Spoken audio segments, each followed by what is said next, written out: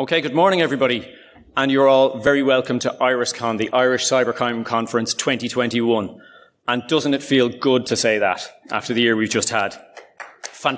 Absolutely, why not? Fantastic to see as well so many familiar faces. It's great to be back at what is the longest running cybersecurity event of its kind in Ireland. Obviously, we had a little bit of an interruption last year, but we've been going since 2009. Stayed very true to our roots. It was not 500 metres from here when Brian Honan got up in 2009 and kicked off the very first event.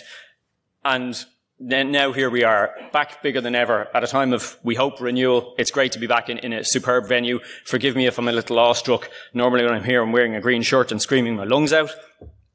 But irisscon may be back and bigger than ever, but you know, it's fitting that we pay tribute to a fantastic venue that we're in. It occurred to me on the way over here this morning that normally this is a venue that over the years has played host to some world-class defenders in the sporting arena, so it feels kind of appropriate that today we're hosting superb defenders in the field of cybersecurity. Now, for those who don't know me, my name's Gordon Smith. I've been covering cybersecurity as a journalist, blogger, podcaster for the best part of 20 years, and I think it's safe to say that after the year we've just had, cybersecurity's profile has never been higher. Now, of course, that's both a good thing and a bad thing. When you're making the, Joe Duffy phone-in show, that's not necessarily the kind of profile that cybersecurity wants, but that's what we have. So I'm mentioning this just as a backdrop to what we've had, and it really leads on to the superb lineup of speakers that we've got for you today.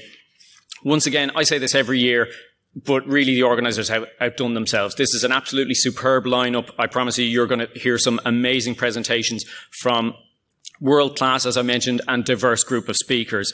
They'll have thought-provoking presentations. Throughout the day, they'll be sharing their experience and expertise on a wide range of subjects, including, but not limited to, the concept of cyber immunity, security myths, ransomware, digital forensic tools, the language that we use to talk about cybersecurity, ransomware, cyber skills, working with law enforcement in cybercrime, and ransomware. Did I mention that enough? I mean, I'm being flippant, obviously, but again, everybody remembers the attack on the health service executive in May of this year. That's probably not the most technically sophisticated threat many of you will have encountered in your work, but nobody can deny the devastating consequences it has. So a number of the presentations today are dedicated to that. And again, that just kind of feels right. Hopefully you will come away armed with some fantastic information to help your organisations to protect yourselves better.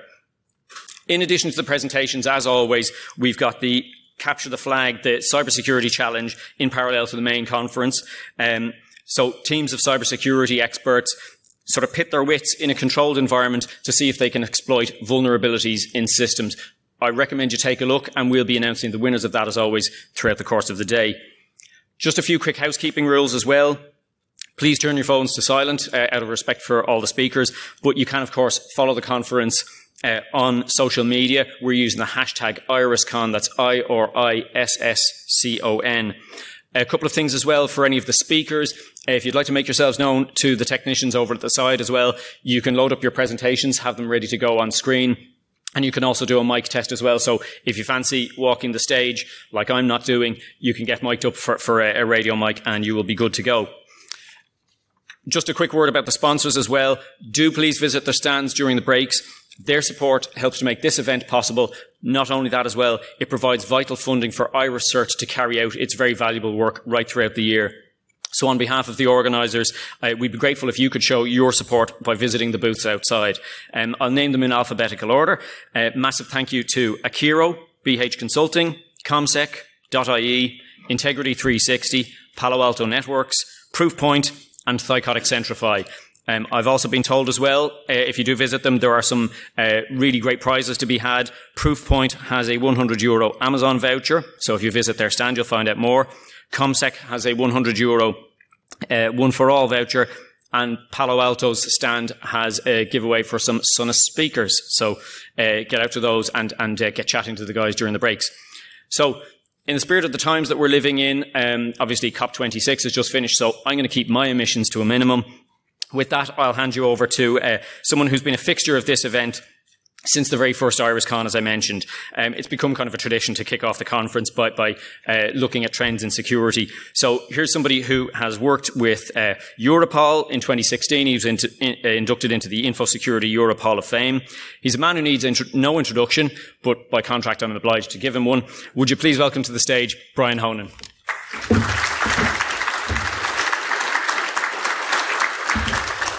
Morning, everybody, and you'll be glad to hear I'll keep this short and sweet. So firstly, I want to apologise for the mix-up and the panic at the registration desk.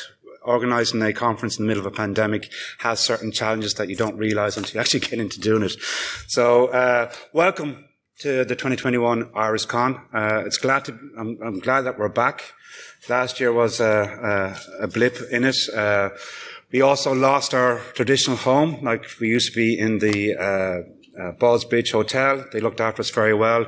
That has now become the US Embassy, and I got a phone call in August to inform us they couldn't host us here, so I hosted in the hotel. So I'm glad that the team here at the Aviva have been so accommodating and helpful. They really have pulled out all the stops to have us here today. Obviously, being a Mayo man, I couldn't really have it in Croke Park. Yeah, especially after September, and especially with Kieran Martin being from Tyrone, you know, it would just be too much pain to have. So look, I'm not going to keep you much longer.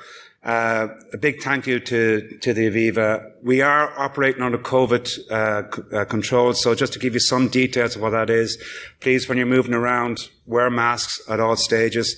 Coffee breaks and lunch breaks will be held in the President's Suite next door where you were earlier on. You have to sit at the table and food and drink will be brought to you. To